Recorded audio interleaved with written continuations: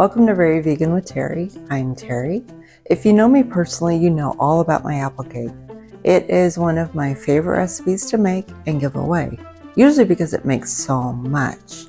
Now I found a recipe that has no added sugar, no added salt, no added oils. It's so much healthier for you than the apple cake I normally make. This one here is just as delicious. So let's get started. All right, we are going to start with 2 cups of oat flour, a half cup of almond flour, 1.5 teaspoons of baking soda, 1.5 teaspoons of cinnamon, and get that mixed up. Okay, that's our dry layer. Now we're going to do our wet stuff. We're going to start with a cup of dates, 3/4 cups of unsweetened plant-based milk, do a teaspoon of vanilla, 1 tablespoon of apple cider vinegar, and 1 banana. Blend that up until it's smooth. All right, that's what your wet ingredients should look like. So I'm just going to pour that into the mixture. So I'm going to mix this up. So next, we're going to add 1.5 cups of chopped apples. You can use whatever kind of apples you like. I personally care for the Fuji apples. They're a little bit bigger and they're really, really juicy. So this adds moisture to this cake. So I'm going to take a little bit out for my dog. I'm going to dump that in. I'm just going to mix all this up so that it's evenly distributed.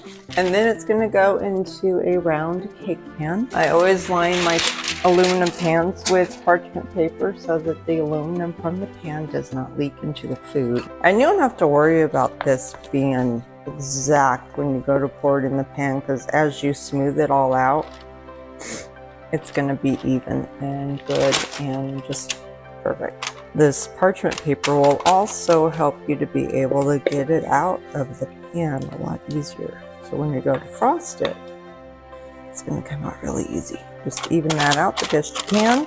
You can go ahead and use your fingers if you want, whatever works for you. So I'm going to place this in a 350-degree oven for 30 minutes.